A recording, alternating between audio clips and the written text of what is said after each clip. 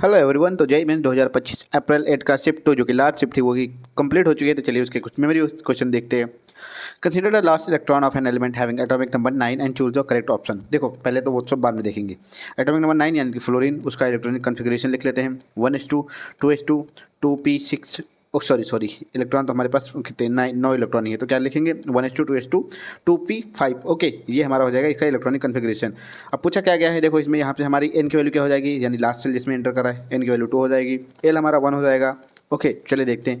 तो दूसरा और तीसरा ऑप्शन तो ऐसे ही कट गया भाई, 2s एक्चुअल में थोड़ी ना जा रहा है, लास्ट इलेक्ट्रॉन पी में जा रहा है। तो हमें टोटल नोट्स देखना है। टोटल नोट्स इक्वल टू हमारा क्या होता है n-1।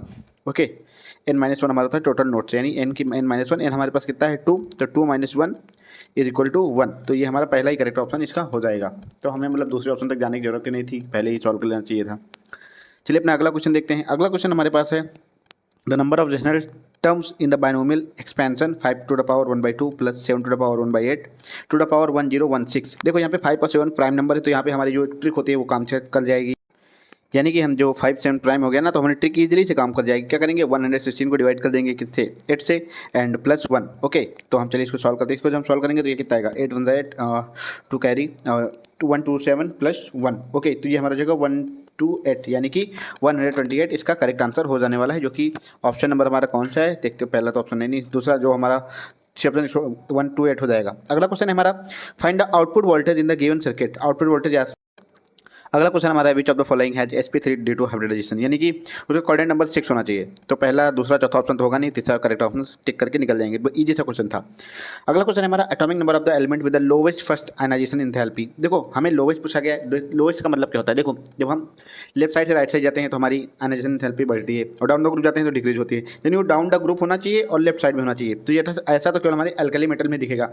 अल्कली मेटल के जो हमारे दो एटॉमिक नंबर है 19 एंड 87, 1087 इसका करेक्ट आंसर हमारा हो जाने वाला है। ओके, अगला क्वेश्चन देखते हैं। अगला क्वेश्चन हमारा क्या है, given the series 1.1 to the power 4 and this equal to pi square by 90 and second one is same like 1.4 1/3 to the power 4 1 plus 5 to the power 4 equal to alpha and the third one is that 1/2 to the power 4 plus 1/4 to the power 4। देखो इसको हम अगर analyse करें तो जो हमारी last series बन रही है ना, इसमें से अगर हम 2/4 को कॉमन ले ले तो हमें अंदर अल्फा और बीटा इन दोनों की वैल्यूज़ दे देने वाला है। ठीक है, तो अगर हम इसको 1/2 कॉमन ले लें, ठीक है, अगर हम इसको कॉमन ले लेंगे ना तो हमारे अंदर क्या हो जाएगा, ये हो जाएगा 1/1 प्लस 1/2 डैट ये equal to 3/4 equal to that dot dot dot dot, ये हमारा हो जाएगा क्या बीटा। ठीक है, तो यहाँ पे एक चीज़ नोटिस करो, जो पहला तीसरा पाँचवा टर्म बनना है, ठीक है, ये अल्फा बनकर बनना है, जो दूसरा और चौथा बनना है ये बीटा का टर्म बन रहा है। तो चुपचाप हमारा क्या हो जाएगा 1/2 alpha plus beta equal to beta.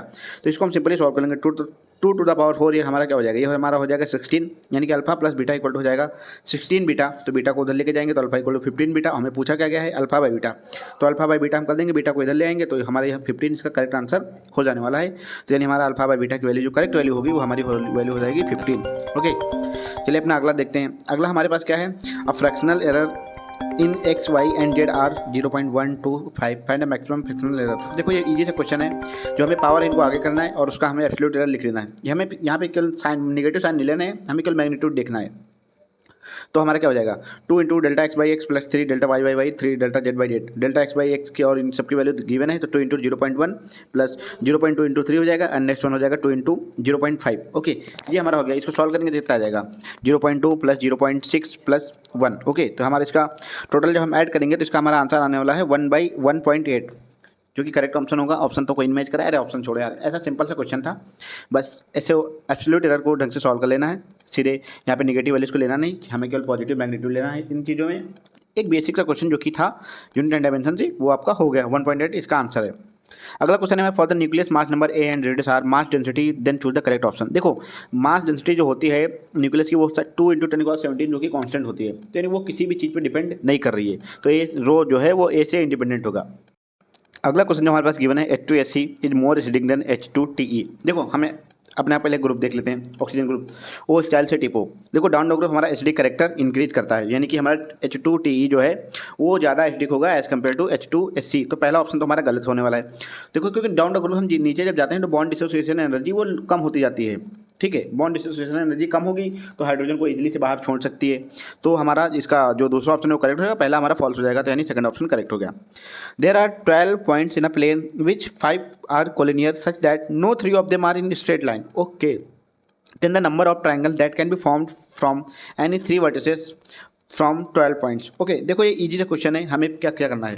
पहले तो हम अगर हमारे पास सिंपली 12 पॉइंट दिए होते तो हम क्या करते हैं, 12 C3 कर देते हैं। लेकिन हमारे पास ये एक गिवन है कि इनमें से 5 जो है वो कोलिनियर है, यानी 5 से हमें कोई ट्रायंगल बनने वाला नहीं है। तो 12 से जितने ट्रायंगल बनने हैं माइनस 5 से, और जितनों से नहीं बनने उतना माइनस कर देंगे तो हमारा रिक्वायर्ड जो है आंसर वो आ जाएगा। यानी क्या होगा, हम इसको पहले जिससे बनना है यानी 12C3 इससे हमारे बनना है, माइनस जिससे हमें नहीं बनना है 5C3 इससे हमारे कोई ट्रायंगल नहीं बनना है। तो इसको सिंपली हम चुपचाप इसको सॉल्व कर लेंगे तो हमारे नंबर ऑफ रिक्वायर्ड ट्रायंगल जो कि है वो आ जाएगा 12 factorial upon 9 factorial 3 factorial minus 5 into 4/2। तो ये हम सॉल्व करेंगे तो ये हमारा हो जाएगा 220 माइनस 10 इक्वल टू 210, जो हमारा करेक्ट आंसर हो जाएगा। देखिए कौन सा ऑप्शन से मैच करता है, तो हमारा जो ऑप्शन है ये हमारा सेकंड नंबर ऑप्शन ये मैच करके। ठीक है, चलिए अपना अगला क्वेश्चन देखते हैं। अगला क्वेश्चन हमारे पास क्या है, a convex lens F equal to 30 centimetre in contact with concave lens the object is place left side of the distance 20। देखो सबसे पहले हमें दो लेंस दिए गए हैं, तो हम पहले उसको कॉन्टैक्ट में दिया गया उसका हम इक्विवेलेंट फोकल लेंथ निकाल लेंगे। इक्विवेलेंट फोकल लेंथ आसान है, 1/f equivalent equal to 1/f1 plus 1/f2 equal to क्या हो जाएगा 1/90 माइनस 1/20 इक्वल टू 2 - 3/60। तो जब हम इसे हम सॉल्व करेंगे ना तो हमारा जो आंसर आने वाला है ये -1/60, यानी कि जो हमारी इक्विवेलेंट फोकल लेंथ होगी वो -60 सेंटीमीटर निकल जाने वाली। अब सिंपली हमारे पास ऑब्जेक्ट डिस्टेंस दिया है, फोकल लेंथ दी है, अपना वही लेंथ फॉर्मूला लगाएंगे, काम खत्म, चुप सिंपली हो जाएगा।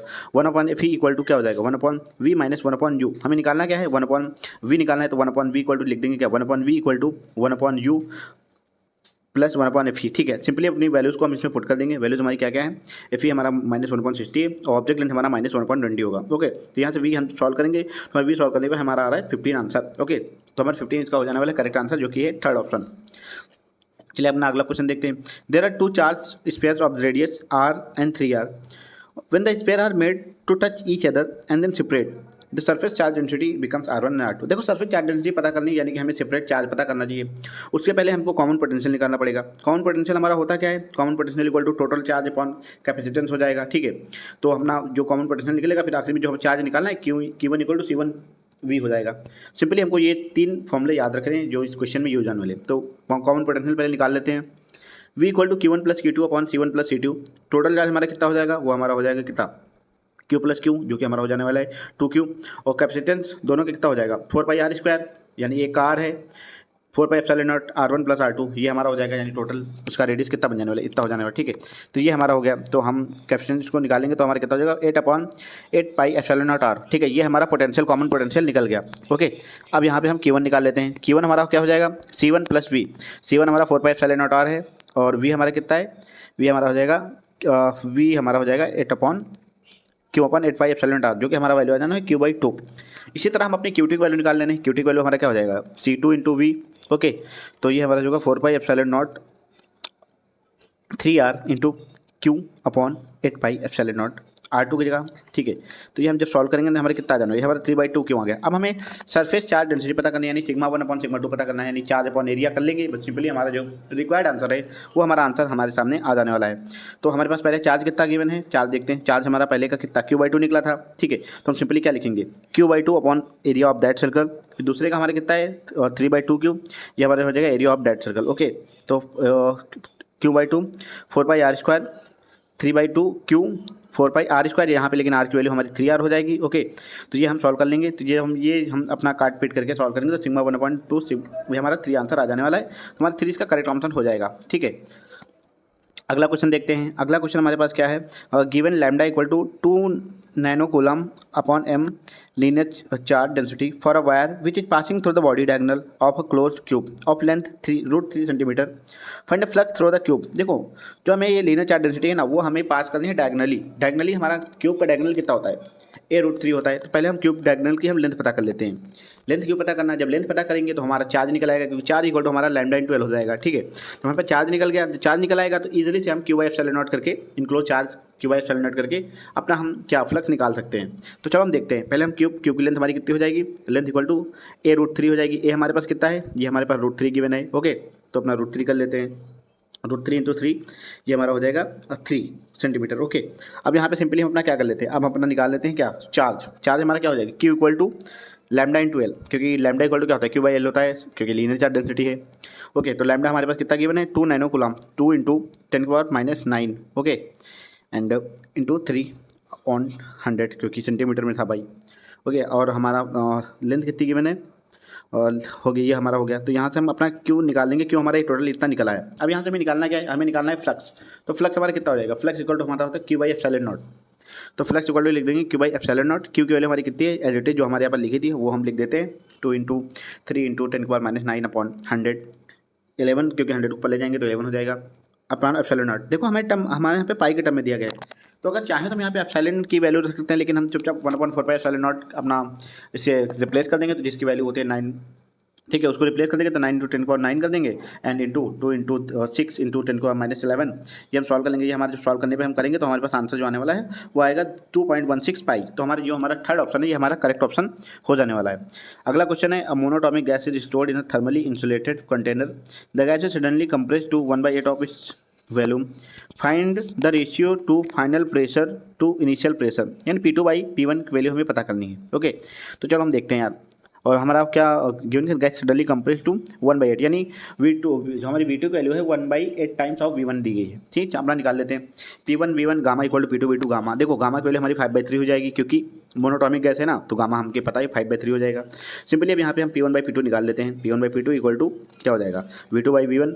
ठीक है, सिंपली गामा V2/V1 कितना हमारा, V2 हमारा 1/8 टाइम्स है V1 का, तो निकाल लेते हैं।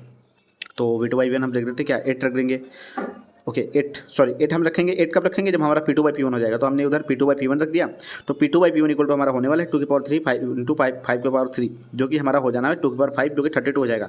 ये 32 जो हमारा आंसर है P2/P1 का आंसर है, एक चीज़ याद रखना, P2/P1। ओके, अगला क्वेश्चन देखते हैं। अगला क्वेश्चन हमारे पास क्या है, 2 balls are projected with the same speed at different angles if the maximum height of the first ball is 2 times the maximum height of the second ball, find the ratio of the time of flight. देखो हमें इस question को एक easy way से जा सकते हैं कि मतलब जैसा इक्वेशन सारी लगा के निकल जाए, लेकिन एक हम रिलेशन निकालते हैं टाइम ऑफ हाइट का, कि टाइम ऑफ हाइट कैसे अपने किस तरीके से प्रोपोर्शनल होती हैं। तो पहले देखते हैं, ये देखो H इक्वल टू हमारा U² sin² θ/2g हो जाएगा। तो जो हमारा U है वो डायरेक्टली प्रोपोर्शनल हो जाएगा √h के। ओके, इस तरह हम अपने टाइम ऑफ फ्लाइट का फॉर्मूला देखते हैं। टाइम ऑफ फ्लाइट हमारे पास क्या होता है, 2u sin θ/g, यानी कि T हमारा वो U के डायरेक्टली प्रोपोर्शनल होता है, यानी अगर T U के प्रोपोर्शनल होता है तो T हमारा हाइट के प्रोपोर्शनल भी हो जाएगा अंडर √h के।